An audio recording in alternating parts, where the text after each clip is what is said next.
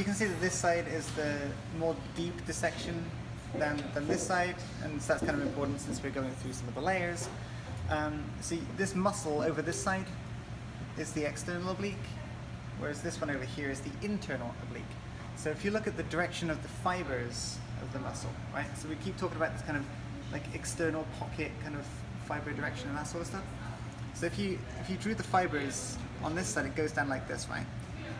And so if you drew it on this side, it would be like this.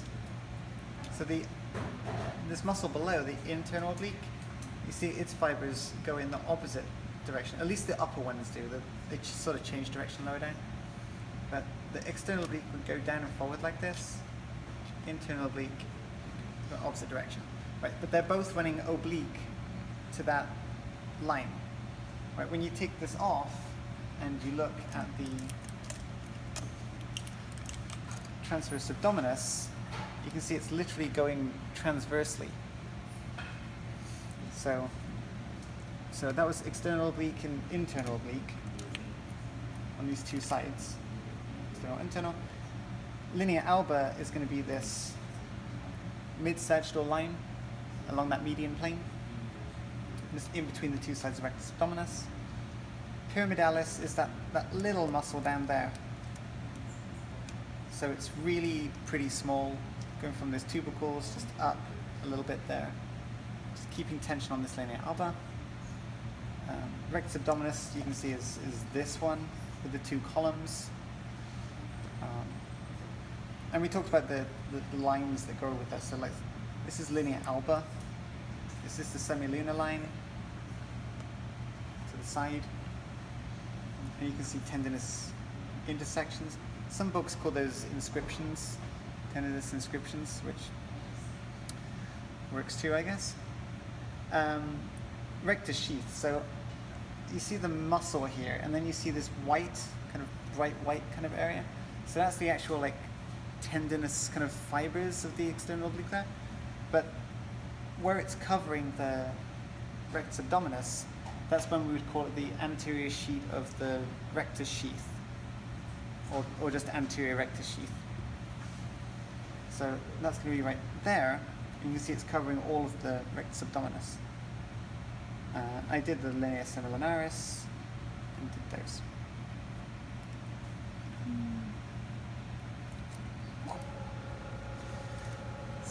Ready? Yeah.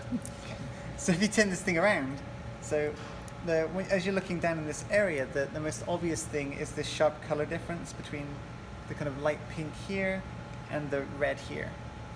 So the arcuate line is going to be the dividing line on each side between an area that has a posterior layer of rectus sheath and an area that does not. Okay? So this posterior rectus sheath, you'd want to know which muscle which muscles were contributing to this. That would be a pretty good question right there. So for this one, you'd say... I'm sorry. No, serious. So if I tagged this and I said, name the two muscles which, formed this part of the sheath, Okay. then that would be the kind of internal oblique and transverse abdominis. But there's different muscles for the upper and lower, right? Or there's different... Right. So Okay. on the back here, where you get the posterior rectus sheath, it's just internal oblique and transverse abdominis. Okay. But when you go down below this, you don't have one on the back because all three muscles form this lower piece on the front. Right. So above the arcuate line, it's just external oblique and internal oblique forming the anterior rectus sheath. But below the arcuate line, which is basically this lower piece here, it's going to be formed by the external oblique, internal oblique, and transverse abdominis, all sending their fibrous pieces forward. So the only thing that would be between this muscle and the parietal peritoneum would be that transversalis fascia, which is another layer of deep fascia that you can see on the models, which we'll mention again in the next lecture, I think. So that's those.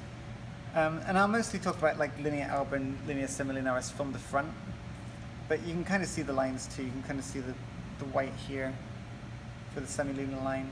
You can kind of see that the kind of back part of the umbilicus with its linear elbow going through it. Yeah, transverse abdominis, I mentioned that one. So you can actually see there's 2 muscles here in this wall, and there's 3 muscles in this wall, because this one's had one dissected away. And obviously diaphragm's up here.